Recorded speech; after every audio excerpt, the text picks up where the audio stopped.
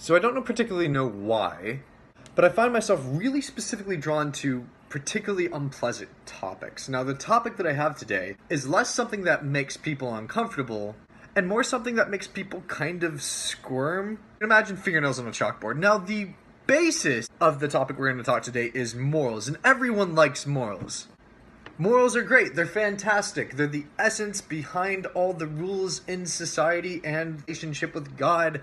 We like morals because morals make sense. Morals are the guiding principles and convictions that form rules and guidelines. We get it. We comprehend them. The problem with morals is that morals have to be carried out, and they don't always get carried out when we try to do them, and that's where we get the dirty, dirty curse word, rules.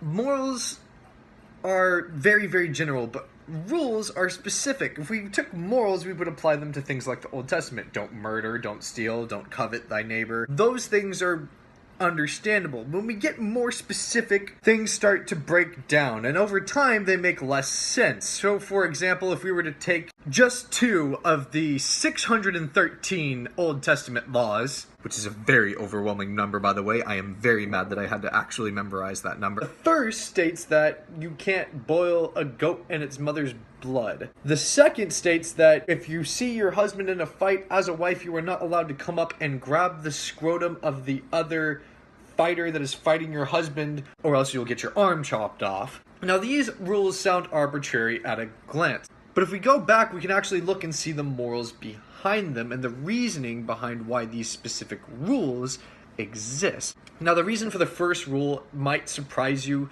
There actually was some occult practices that were practiced by people who lived around the Israelites in the day. Apparently, it was actually a thing to boil a goat in its own mother's blood and or milk. I don't know, I might be butchering that verse. Their equivalent of Social Security was children, and removing the thing that causes children was an absolute no-no. Now, the great travesty that I want to specifically address is that the church seems to think that we are exempt from rules, and that somehow by following Jesus, we no longer have to worry about such things. There are 6 different moral alignments that I want to go in mind with as we proceed forward. Now, these moral alignments range from lawful good, which is our Supermans, people that conform to the law, but also have a pure heart of good, ranging all the way from that to the jokers who are completely unlawful and completely evil.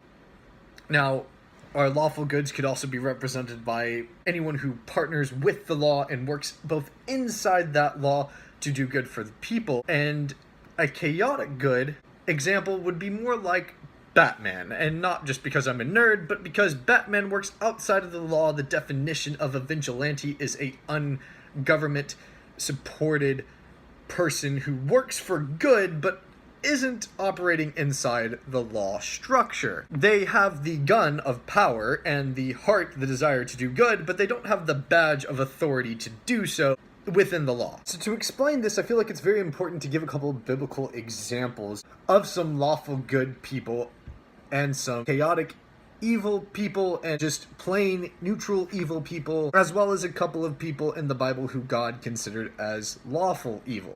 Now, the Pharisees are easily the biggest target because they were considered lawful evil. They adhered to all these extra traditions and the 613 laws to the best of their ability, but they had no heart behind it to actually follow the intent or the will of God. This is why Jesus, in Matthew chapter 23, we see that you were whitewashed tombs. He even goes on far as to say, as to follow their instruction, but certainly don't become like them. He's exceptionally hard on the Pharisees, these people who followed the law but seem to not care if they actually got it right as far as following God's intent. Now, the question on my mind, and the question that I really want to help answer with people, is which is Jesus? Now, this is an important question to ask. Reason being is that we all know Jesus is good. Jesus proceeds from God. God is good. Jesus is God. Therefore, Jesus must be good. Simple, grade A, church, God is good all the time. All the time, God is good. But the question becomes, is Jesus chaotic good, or is Jesus lawful good? Now, I know the answer seems to be obvious. Chaotic isn't really an attribute we would tend to apply to God. But walk with me. So, Jesus comes and says that he came to fulfill the law.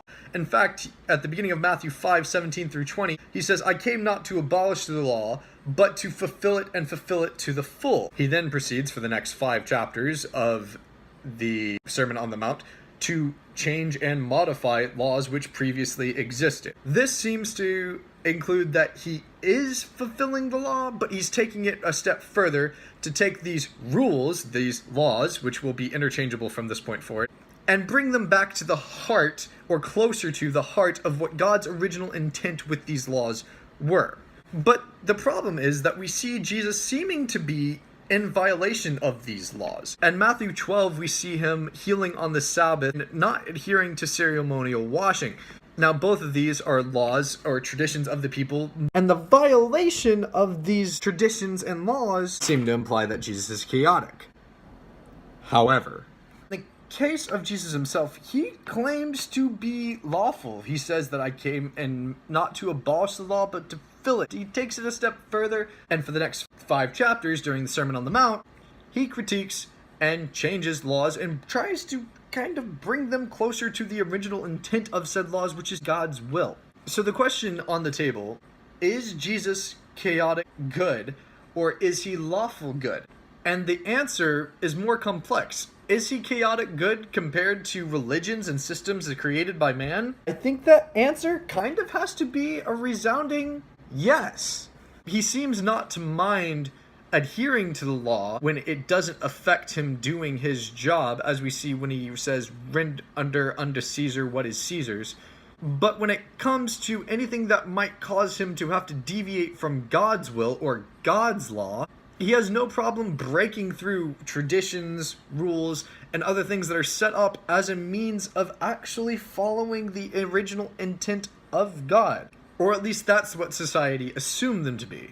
So, I argue, is Jesus lawful good, or is he chaotic good or neutral good? The answer really depends on whose law you're referring to. And obviously it warrants deeper discussion, because when we go deeper and further past the Gospels and into Paul's ministry, which was sparked by Jesus, there's a question of the law and the purpose of the law, and we can go deeper into that. But I think that ultimately, whether Jesus is chaotic, neutral, or lawful really depends on which law we're talking about. And as far as which one you want to talk about, I'll leave that to you. Those of you who see this little snippet, please give us all the feedback. Constructive criticism is definitely appreciated. Thank you so much for enduring my rough cut. Thank you for your time. Thank you for your support. You're all awesome. Tim, thanks for thinking with me. Love you. Bye.